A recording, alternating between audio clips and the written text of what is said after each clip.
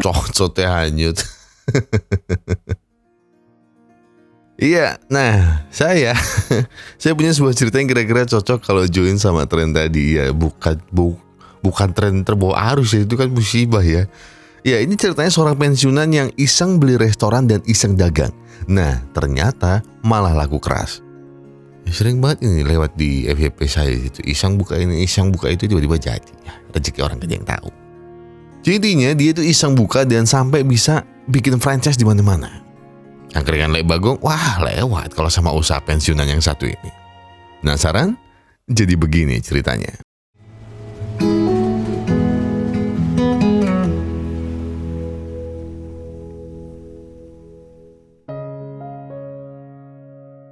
Uncle Tai, atau kita akan panggil dengan nama Pak Tino, seorang pensiunan polisi yang memiliki seorang anak bernama Mai. Walau berkarir sebagai polisi nggak pensiun, tapi tak lantas membuat Pak Tino hidup tenang. Karena ia masih harus hidup dengan lingkungan yang penuh dengan kriminalitas. Semua jenis kriminal ada di desanya. Judi, wah ada. Maling, wah ya juga ada. Narkoboy, sepele mas. Kayaknya salah deh saya ekspresinya. Pokoknya lengkap. Di sini pokoknya lengkap. Nah, walau Pak Tino sudah pensiun, tapi itu tidak lantas membuat Pak Tino diam. Ia tetap beraksi layaknya penegak hukum sejati. Babak belur tak jadi masalah asal kriminalitas bisa musnah.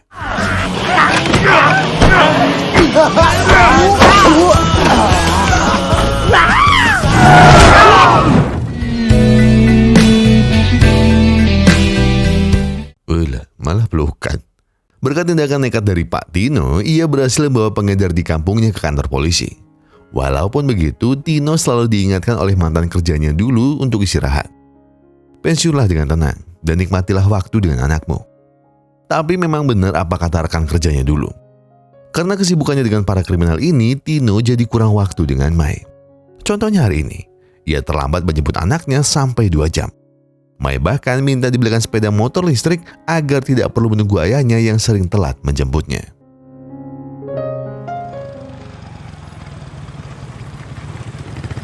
Mày phải kiếm nó cho tao.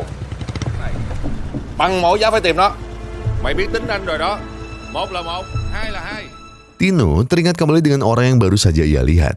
Dia adalah Hoang, mafia barang haram nomor 1 yang ada di Vietnam. Tino sejak lama sudah mengincar Hoang. Bahkan ia kerap melupakan urusan keluarganya demi bisa menangkap Hoang. Tapi sayangnya Tino tak pernah bisa menangkapnya. Bahkan ia harus mengorbankan kakinya terlindas truk demi bisa menangkap Hoang, si bandar barang haram nomor 1 di Vietnam. Tino kembali memegang lututnya. Ia teringat kembali rasa sakit yang ia rasakan malam itu. Mai lalu bertanya, ayahnya berhenti kenapa?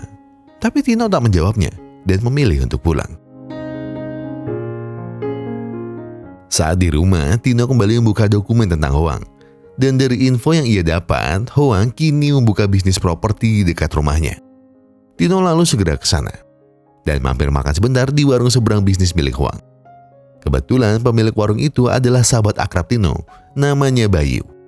Selain makan, Tino juga minta pekerjaan pada Bayu.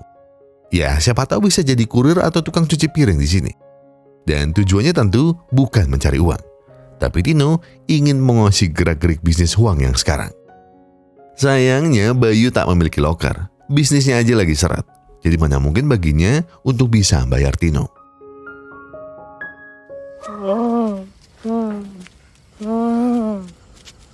Bố, nó cũng kêu mày ra đây luôn hả? Vô đây. Xuống. Masuk. Dan ini dia para mukamsi, alias musang kampung sini. Wanita berambut merah yang hobi maling ini namanya Turi. Pria berkaos singlet namanya Putra. Dan yang terakhir adalah Vicky. 2 pria terakhir hobinya adalah berjudi. Turi hari ini berniat untuk memboyong bonsai milik Bayu. Kata Turi, harganya bisa mencapai 15 juta rupiah. Jadi jika mereka bisa memboyongnya dan menjualnya, sudah pasti mereka bisa check out Shopee dan jajan seblak sampai mules. Namun sayang, niatan itu sempat terhenti saat melihat Tino berjalan-jalan di depan bangunan tempat Hoang berbisnis. Para mukamsi ini pun segera mendatanginya dan menuduh Tino akan maling. Namun sayang, sebuah kejutan harus datang dari dalam bangunan itu. Gì vậy? Làm gì lắm đấy? Bậy nốt, trời ơi, có bậy nốt vào trời.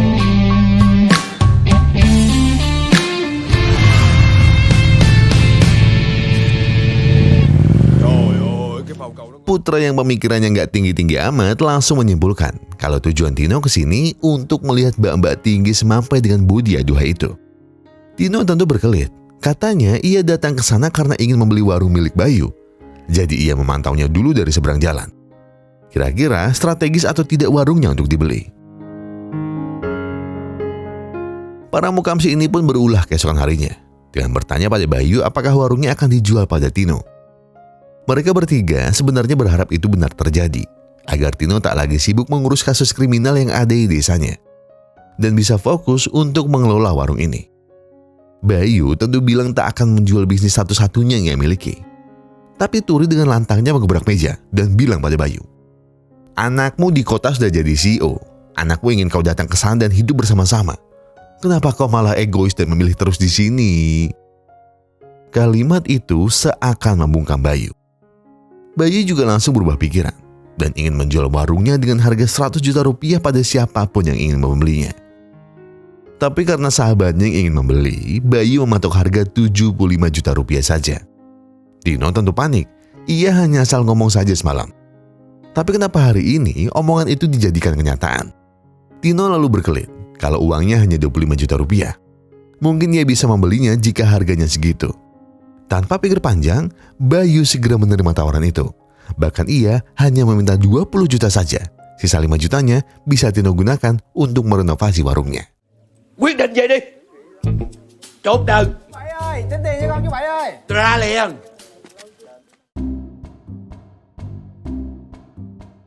Tino sudah punya kerja, berarti akan mudah untuk menjarah barang siapa saja. Begitu kira-kira isi pikiran para mukamsi yang kemudian langsung melancarkan rencananya untuk mengambil bonsai milik Bayu. Tapi sayangnya niatan mereka langsung dihentikan oleh Tino yang sudah mengendus kelakuan busuk Turi dan kawan-kawan. Tino langsung mensidang mereka agar tak melakukan hal kriminal seperti ini lagi. Dan jika mereka kesulitan mencari uang, maka Tino siap memberinya pekerjaan di warung barunya. Mukamsi ini memang menerima tawaran itu, tapi mereka menggunakan otak bulusnya. Putra tak minta gaji dari pekerjaan ini, tapi ia minta saham 10% untuk setiap rekan-rekannya. Tino tentu tak terima dan balik mengakali mereka. Tino siap memberi 15% saham warungnya, tapi 15% untuk total 3 orang. Putra yang memang sudah tak sekolah mulai dari kelas 3 SD pun senang dan menerima tawaran itu tanpa tahu kalau ia sudah dibodohi oleh Tino. Ya berarti kan masing-masing 5%. Biết tên anh đây vang danh khu phố, ít khi chơi nhưng khi chơi anh lố. Đang không vui là coi chừng bị ăn đá, làm ăn là phải luôn chân chính. Đá máu. Giờ làm hay là chơi?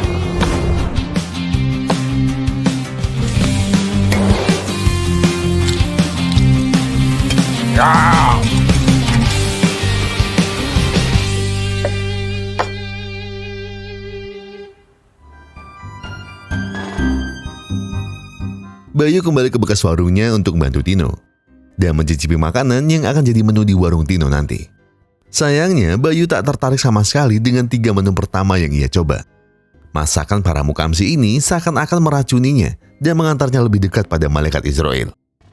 Bayu tentu sudah malas mencoba makanan keempat buatan Tino. Tapi karena dipaksa dan demi menghargai Tino, akhirnya Bayu pun mau melahap masakan dari sang pensiunan polisi.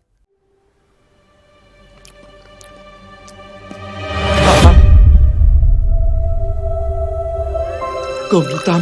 Mẹ có cơm tấm nè. Cơm tấm, con ăn hết luôn. Para mukamsi dan Tino tentu kaget saat melihat Bayu yang berlebihan memuji masakannya. Tapi saat mereka semua mencobanya, barulah mereka tahu kalau masakan Tino sangatlah enak. Dan setiap gigitannya seakan-akan membawa kita pada kenangan indah di masa lalu. Bayu tak henti-hentinya memujinya. Ia yakin kalau warungnya akan viral dan laku keras di tangan Tino. Dan lagi, ayam goreng kecap sebagai menu andalannya. Turi, Putra, dan Vicky dengan kompak memberi nama menu ini dengan sebutan ayam goreng kecap spesial Paman Tino. Namanya meragukan tapi ya kayaknya enak sih. Keahlian Tino dalam membuat ayam goreng tentu tak datang begitu saja. Kemampuan ini ternyata sudah dimiliki dari ayahnya. Mike kini juga senang karena ayahnya tak perlu lagi mengurus urusan orang lain dan fokus pada bisnisnya saja. Dan benar saja apa kata Bayu, bisnis Tino berkembang pesat. Warung ayam gorengnya tak pernah sepi pengunjung. Food vlogger dari seluruh penjuru Vietnam juga datang untuk mereview ayam goreng kecap spesial Paman Tino. Tapi Tino tak lupa pada misi utamanya, yaitu mengawasi gerak-gerik bisnis gelap milik Hoang. Keuntungan mereka bahkan mencapai 6 juta rupiah setiap harinya. Mukamsi tentu saja senang, tapi itu juga membuat Tino tak tenang menjalani misi mata-matanya.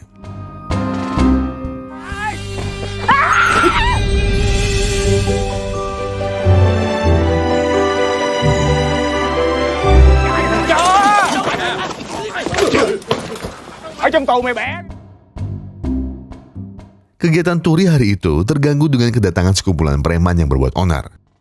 Karena situasi kian buruk, Turi pun meminta bantuan Putra dan Vicky untuk mengusir para preman-preman ini. Sayangnya, kedatangan mereka tak membantu apapun dan membuat mereka harus mengundang Paman Tino untuk mengatasi ini semua. Berbekal pisau daging yang ada di tangannya, Tino berhasil memukul mundur para preman kampung dan tak lagi mengganggu usahanya. Turi lalu bilang kalau pria asing ini nyaris jadi korban pengeroyokan. Tino tentu merasa aneh, apalagi wajah pria asing ini nampak seperti pria baik-baik dan tidak suka membuat onar. Pria asing itu pun memperkenalkan diri, namanya Mero. Dia diburu oleh preman tadi karena Mero tak sengaja menghajar bos besarnya yang sudah merendahkannya.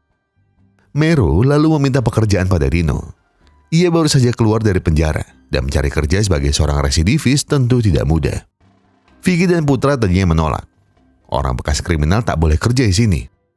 Namun Turi yang sudah jatuh cinta pada Mero sejak pandangan pertama langsung membelanya dan memohon pada Tino untuk memberinya pekerjaan.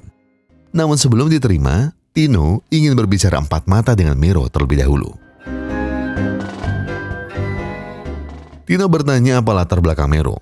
Tino bahkan mengira kalau Mero adalah polisi. Tapi Mero menyanggahnya. Dan ia hanya cerita kalau ia masuk penjara hanya karena pernah membela pasangannya saat dilecehkan dulu. Tino pun lalu menerimanya sebagai pegawai dan minta Mero bekerja dengan baik. Usaha Tino kian sukses dari hari ke hari. Keuntungannya hari ini mencapai 10 juta rupiah. Tino yang pusing penyamarannya jadi kacau lalu membuat peraturan aneh demi bisa mengurangi pelanggan yang datang. Peraturan pertama, hanya boleh makan jika datang berempat. Peraturan kedua, hanya orang dengan tinggi di atas 170 cm yang boleh beli makan di sini. Dan yang terakhir, membatasi tamunya jadi 100 orang dan menaikkan harganya 10 kali lipat. Keputusan itu tentu membuat pegawainya marah. Mereka baru saja senang karena mendapat banyak uang tanpa mencuri ataupun berjudi. Tapi Tino malah seperti tak senang dan sibuk mengurangi pelanggannya. Tino yang kian terdesak akhirnya mulai jujur. Usaha warungnya ini hanyalah kedok dari tujuan utamanya untuk menguasai bisnis properti milik Hoang. Sementara tujuannya untuk merekrut para mukamsi demi bisa menguasai mereka tanpa perlu keluar ke sana kemari. Dan ia tak pernah menduga kalau warungnya seramai sekarang. Turi dan lainnya kecewa mendengar itu. Mereka sudah mengerahkan semuanya untuk warung milik Tino. Tapi ternyata Tino hanya menjadikan warung ini sebagai penyamaran saja. Putra juga mulai menunjukkan rasa kecewanya. Dia menganggap Tino egois dan hanya memanfaatkan mereka saja. Tapi Tino tak tinggal diam. Ia balik marah pada Turi dan yang lain. Tino sudah memberi semua yang bisa ia beri pada mereka. Bahkan takkan ada kesempatan yang lebih baik bagi mereka dibanding bekerja untuk Tino dan mendapat saham dari usahanya. Tụi bay làm chuyện tụi bay, tao làm chuyện của tao. Dẹp lên đi.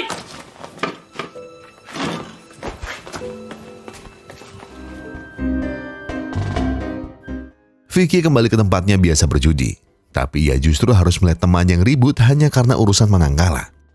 Turi juga tak lagi berminat untuk mencuri, terlebih lagi saat ia melihat pencuri lain tertangkap polisi. Sementara Putra, ia hanya tercekat saat melihat rekannya ditangkap oleh Satpol PP karena menjual barang ilegal. Mereka bertiga lalu berkumpul kembali, dan mereka sudah memutuskan apapun yang terjadi, mereka akan kembali ke warung milik Paman Tino. Keesokan harinya, mereka langsung merencanakan misi untuk memata-matai usaha gelap di seberang jalan. Tino dibuat bingung dengan kelakuan para mukamsi yang ada saja gebrakannya. Tino bukannya tak senang dibantu oleh mereka, tapi warungnya tak boleh tutup begini, karena penyamaran mereka tidak akan berhasil jika warungnya tutup, dan pegawainya sibuk mata-matai saja. Walau awalnya perintah Tino ditolak, tapi Tino berjanji akan memberi mereka masing-masing saham 5%, barulah mereka menurutinya. Belum sampai rencananya dibuat dengan matang, tiba-tiba Hoang dan anak buah datang untuk mampir makan di warung Tino. Ayam goreng kecap spesial paman Tino pun langsung disajikan ke depan Hoang dan anak buahnya. Dan demi membantu melancarkan misi Tino, para mukamsi lalu beraksi seakan mereka butuh satu teman lagi untuk bermain kartu. Cara itu ternyata berhasil menggait Takim yang ingin main kartu bersama-sama. Takim bahkan menjadi akrab dengan mereka dan mengundang mereka untuk sesekali mampir ke kantor mereka yang ada di seberang jalan. Meru juga melayani Hoang dengan sangat baik, dan berkat servis ekstra dari karyawan Tino, Hoang mulai nyaman dan menikmati waktunya selama di warung. Vicky dan Putra mulai berani datang ke kantor Hoang. Di sana ia juga menaruh alat mata-mata agar Tino bisa mengawasinya dari jauh. Hoang dan Takim juga kini sering order ayam goreng buatan Tino, yang berarti kini Tino sudah selangkah lebih dekat untuk dapat meringkus Hoang. Bisnis Tino yang kian maju tentu membuat beberapa orang tak senang dan ingin menjatuhkannya. Persis seperti hari ini, menu andalan Tino sengaja dimasuki kecoa, padahal makanannya baru saja datang. Putra berniat untuk menghajar satu persatu. Tapi belum sempat tangannya menyentuh, para preman kurang ajar ini sudah berakting seperti dipukuli oleh tentara satu kompi. Naas bagi warung Tino. Kejadian ini bertepatan dengan food vlogger yang sedang datang mereview. Kejadian tentu saja langsung viral dan membuat citra warung milik Tino langsung turun. Namun, citra buruk itu tak mempengaruhi pandangan Hoang terhadap masakan di warung Tino. Hoang tetap order banyak makanan dari Tino, sekaligus mengundang Tino dan karyawannya untuk datang pesta di tempatnya. Tino langsung mengatur rencana terbaiknya untuk meringkus Hoang. Putra dan Vicky bertugas untuk mengajak Takim dan anak buah Hoang yang lain untuk main kartu. Mero bertugas untuk memotong arus listrik bangunan mereka. Dan saat listrik mulai mati, disitulah tugas Tino dan Turi untuk mencari dokumen apapun yang bisa digunakan untuk menangkap Hoang. Dan setelah semua rencana telah disusun dengan matang, Wayai Wong Bakul Ayam beraksi.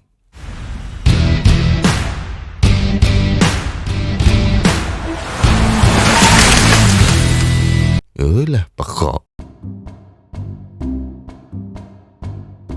Walau dengan baju berlumpur, tapi kedatangan mereka tetap disambut dengan baik oleh Hoang dan semua anak buahnya. Mereka juga langsung memulai aksinya. Tapi sayang, rencana tak pernah berjalan semulus realita. Ajakan Vicky untuk bermain kartu ditolak. Jadi kali ini giliran Mero untuk beraksi. Mới nướng ngon lắm luôn á. Happy birthday to you. Happy birthday to you. Tôi biết là mấy anh em không bao giờ bỏ quên tôi hết á. Ủa? Gì vậy? Trời ơi, cái bụng no quá trời. Takim tentu bingung dengan orang-orang ini sebenarnya ngapain. Tapi untungnya mereka cukup pandai berkelit dan membuat Takim tak lagi curiga. Tapi yang paling sulit berkelit sudah pasti Mero. Namun berkat kecerdikan seorang residivis, ia berhasil berdalih kalau barang ini adalah kado untuk Takim. Tino sudah pasti pusing rencananya gagal total hari ini. Tapi secerca harapan datang saat Hoang ingin pergi ke kamar mandi. Tino diam-diam membututinya dan segera mencari berkas-berkas penting yang ada di ruangan Hoang sebagai bukti kalau Hoang adalah seorang bandar narkoboy. Hoang sempat mencurigai kalau ada orang yang membututinya tadi. Untungnya gerak-gerik Tino tak ketahuan sama sekali. Tino berhasil berpura-pura seakan baru saja keluar dari kamar mandi. Tapi ternyata Hoang tak sepolos itu. Ia berhasil mengenali Tino dan tahu betul kalau Tino adalah seorang pensiunan polisi. Namun Hoang bukan mengingat Tino ketika bertugas. Tapi Hoang ingat kalau Tino dulu pernah ikut berpesta di tempat yang sama dengan Hoang pesta. Hoang lagi-lagi memuji masakan Tino yang sangat istimewa itu. Hoang juga menawari bisnis franchise pada Tino. ia yakin franchise warung Tino akan menjadi besar dan disukai banyak orang. Tapi Tino enggan menjawabnya sekarang. Ya lagian kan lagi mabuk ini Pak. Masa mau ngobrolin bisnis, ya kan? Anh em mình xuống uống tiếp. Đi nè.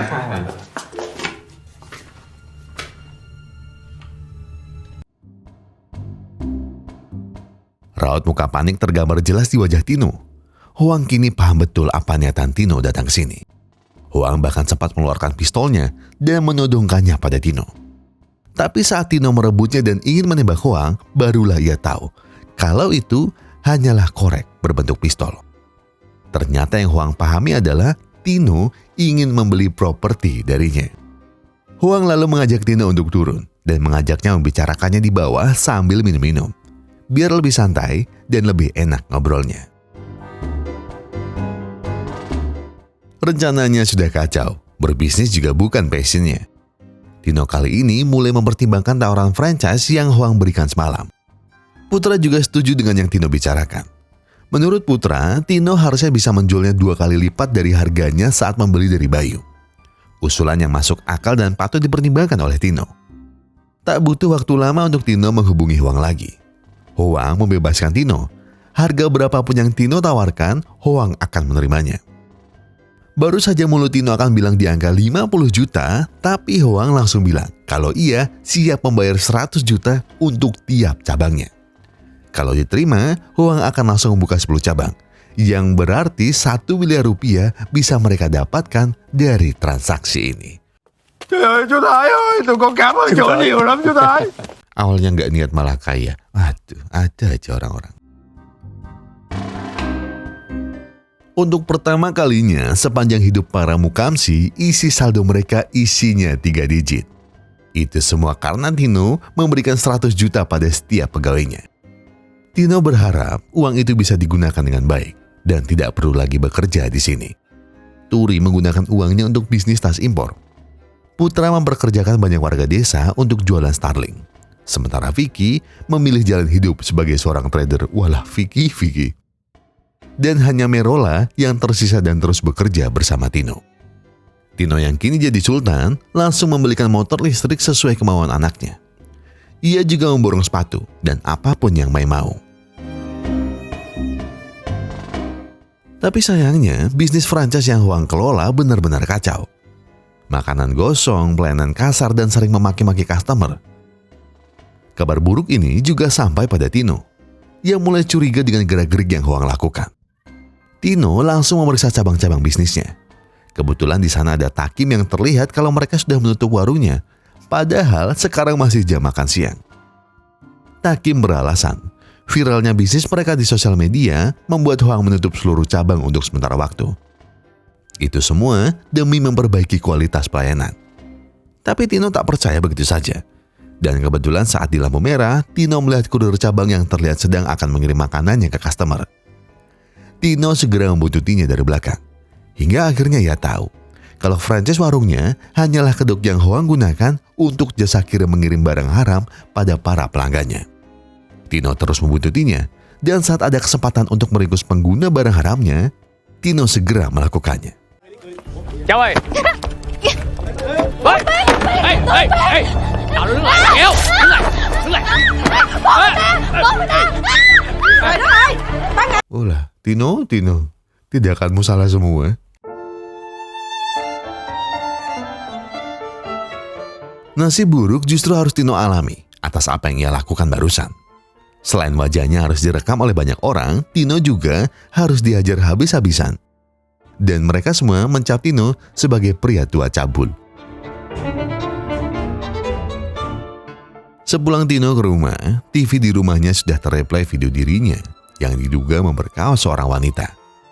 Mai melihatnya dengan wajah teramat sedih. Ia marah, ia kecewa, ia sedih. Kenapa ayahnya tak kunjung berhenti mengurus hidup orang lain dan melupakan urusan keluarganya sendiri? Tangis Mai pun pecah. Ia merasa lelah memiliki ayah yang selalu ingin jadi pahlawan untuk orang lain, tapi tak pernah jadi pahlawan untuk anaknya sendiri. Mai juga melempar kue ulang tahun yang Tino bawakan untuknya. Bagi Mai, ulang tahunnya bukanlah sebuah hari bahagia. Hari ulang tahunnya akan selalu mengingatkan dirinya tentang kepergian ibunya. Terlebih lagi saat ibunya pergi, Tino tak bisa dihubungi dan lebih memilih untuk bertugas dibanding mengurus ibunya yang sudah sekarat. Sekalipun hari itu Mai akhirnya melihat kalau ayahnya juga sama-sama kesakitan persis dengan ibunya, Mai tetap kecewa. Ia ingin ayahnya sekali saja mementingkan dirinya dibandingkan urusannya menangkap orang-orang jahat di luar sana.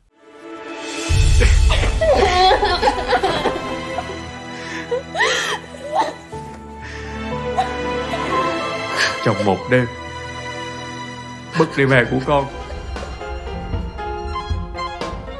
Tino akhirnya bercerita semuanya pada Mai.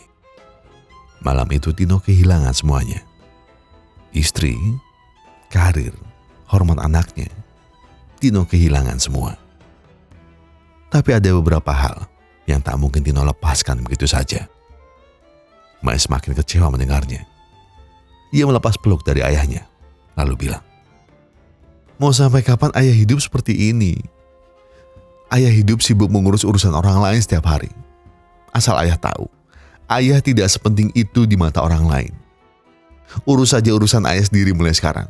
Kalau sudah lelah, kembalilah untuk mengurus keluarga ayah." Sementara itu, hidup para Mukansi kini kembali ke jalan yang tak jelas lagi. Vicky harus rungkat karena kriptonya. Barang dagangan Turi disita oleh kepolisian karena merupakan tas impor ilegal. Hanya Putralah yang usahanya masih stabil dan masih memiliki cukup uang untuk menampung dua temannya. Mereka bertiga akhirnya mengambil keputusan untuk kembali menemui Paman Tino. Terlebih lagi, video yang sedang viral itu tentu saja merusak reputasinya. Dan mereka bertiga ingin bersatu lagi dan membantu Tino seperti saat Tino membantu mereka di titik terbawah mereka. Tino ternyata sedang duduk termenung di warungnya. Tino menceritakan kemarahan Mai pada para Mukamsi yang ada di sana. Turi coba menenangkannya dan mengajak Tino untuk masuk ke warung. Namun ternyata Tino tak membawa kuncinya dan Mero lah yang bawanya. Untungnya ada Turi yang memang sejak awal menyukai Mero dan bisa melacak lokasi Mero berada dengan aplikasi bucinya.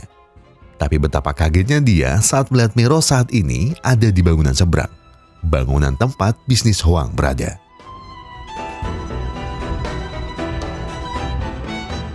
Tanpa berlama-lama, Tino segera memimpin para Mukamsi untuk menyelinap masuk ke tempat Hoang. Berbagai cara mereka lakukan agar bisa masuk. Tapi sayangnya rencana mereka harus ketahuan saat Turi secara tidak sengaja menjatuhkan vas bunga.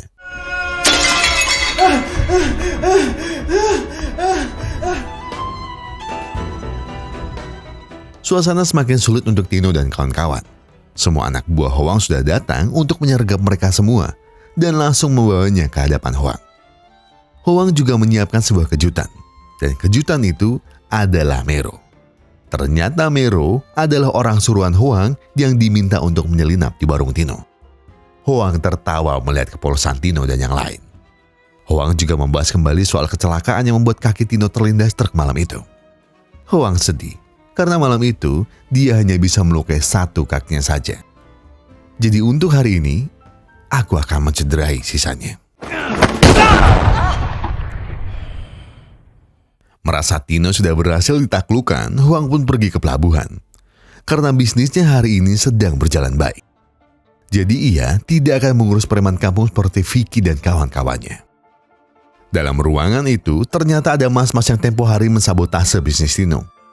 Ia juga merupakan anak buah Hoang yang memang ditugaskan untuk merusak citra bisnis Tino. Ia berniat untuk membalaskan dendamnya karena waktu itu ia telah dibuat terluka.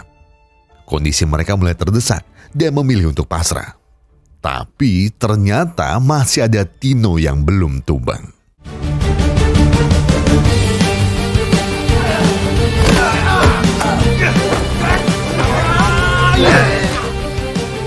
Súng đàn bả tử.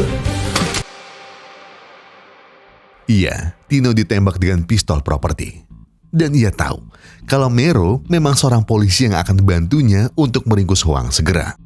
Tino lalu meminta Turi untuk buka GPS Mero, karena mereka harus membutuhkannya saat ini juga.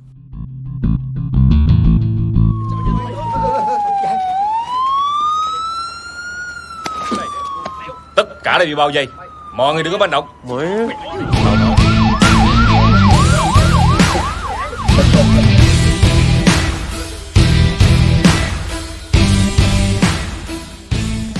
Tahu yang datang bukan polisi, Hoang dan anak buahnya segera berulah. Tapi Tino dan pasukan mukamsinya tak bisa diremehkan begitu saja. Hoang dan anak buahnya tak tahu kalau sejatinya Vicky adalah seorang juara karate nasional yang tak melanjutkan karirnya karena dilarang oleh ibunya. Sementara Turi, ia sejatinya adalah atlet cabur gimnastik yang pernah berangkat ke SEA Games untuk membela negaranya, Vietnam. Tak ada yang bisa menghentikan kemenangannya kecuali cedera. Kalau Putra, dia adalah mantan anggota pemain timnas Vietnam. Kemampuannya sebenarnya tak bisa diremehkan. Sayangnya Putra harus tertangkap karena pengaturan skor dan membuat karir sepak bolanya terhenti. Tapi sentuhan magisnya dalam menendang tidak akan pernah hilang. Tentu saja ada yang kurang jika tidak membahas Tino. Tino dulunya adalah seorang pasukan khusus. Dia kerap disebut sebagai monster dari segala monster. Skill yang selalu ia pegang hingga sekarang sebenarnya hanya satu, yaitu immortal, alias kebal mati dari segala percobaan serangan. Tapi dari berbagai keganasan yang dimiliki oleh para mukamsi, mereka harus disulitkan oleh anak buah andalan Hoang. Ia berhasil menundukkan Mero dan para mukamsi seorang diri. Tapi beruntungnya, ada Tino yang kembali datang sebagai seorang penyelamat.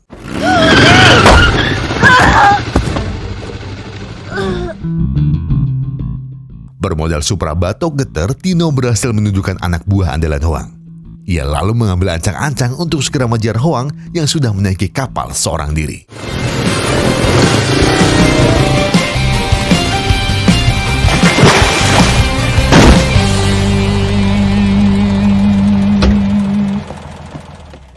Adu mekanik antara Hoang dan Tino tak terhindarkan lagi. Di kapal ini hanya ada mereka berdua. Jadi siapa yang paling kuatlah yang akan menang. Namun naas bagi Tino. Umurnya yang sudah uzur tak bisa berbohong. Dan membuatnya harus takluk dari Hoang. Kaki kirinya harus tertancap pisau yang Hoang bawa. Tapi umur boleh tua. Namun masalah cerdik itu urusan yang berbeda. Dengan tertatih-tatih, Tino segera pergi ke sisi belakang kapal. Di sana Tino kembali dihajar oleh Hoang. Badan uzur Tino tak bisa lagi melawan kecepatan dan kekuatan Hoang. Pukulan demi pukulan harus ia terima. Dan membuat Tino harus dibuang ke laut oleh Hoang. Tapi disinilah titik baliknya. Senyum Tino masih tergambar lebar di wajahnya. Ia berhasil membawa pistol milik Hoang. Ia tahu kalau ini hanyalah sebuah korek. Tapi itulah tujuannya. Karena ia tadi telah membocorkan minyak yang ada di sisi belakang kapal Hoang.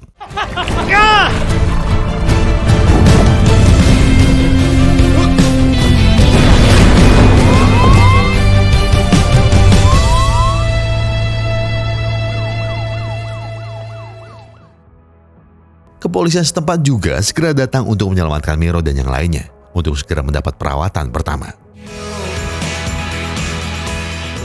Mai segera mengiringi ayahnya. Dengan penuh luka dan terbata-bata, Tino bilang, kalau setelah ini, ia berjanji tak akan menjadi egois lagi seperti dulu. Mai dengan menahan tangis juga bilang, Ayah, di ulang tahunku kemarin, kau tak pernah mendengar doaku. Aku selalu berdoa agar ayah bisa selalu sehat dan selalu ada di sisiku. Entah itu di hari ulang tahunku, di hari kelulusanku, atau bahkan di hari pernikahanku. Tino menangis mendengarnya. Ia berjanji untuk akan selalu menemani Mai dan tidak akan membiarkan Mai kesepian seperti dulu lagi. Setelah kembali sehat, Tino benar-benar menepati janjinya. Ia berusaha selalu ada di setiap momen anaknya tumbuh menjadi orang dewasa. Kini Mai juga memiliki satu keinginan lain. Ia ingin bekerja sama dan membuka cabang baru dari kedai ayam goreng kecap spesial Paman Tino. Sementara itu, para mukamsi mendapat penghargaan atas jasanya membantu menangkap bandar sayuran haram nomor 1 di Vietnam. Walau tanpa Tino di sana yang tak lagi mau berurusan dengan hal itu, tapi mereka tetap membawa foto Tino demi menghargai jasa-jasanya di hidup mereka.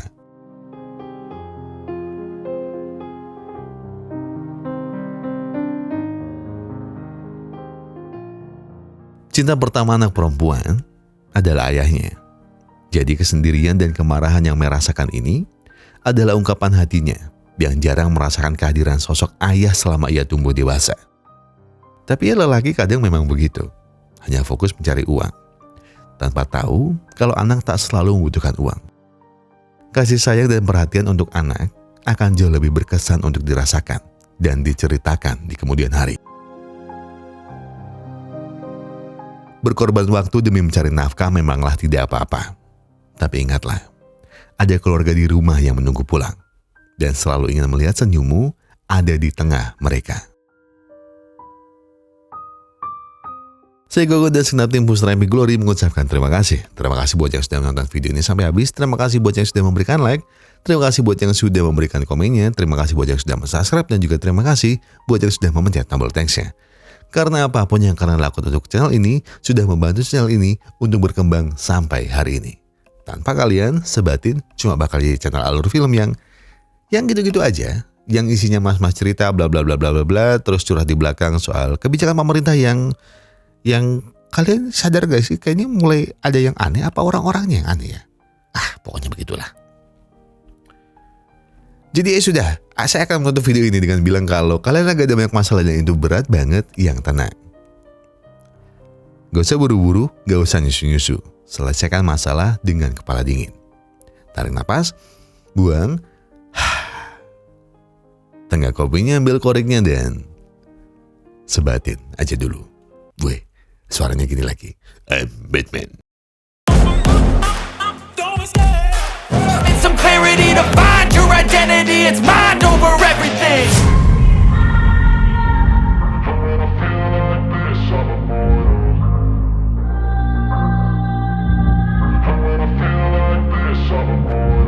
And when I feel like this, I'm immortal.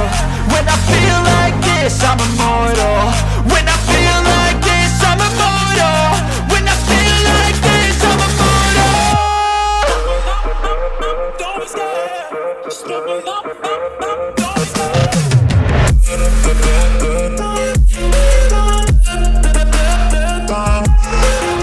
I'm so gone. No, I'm never turning back. I won't stop. I'ma fight until there's nothing left. It's strength after math. When I hate, I attack. And when I feel like this, I'm immortal.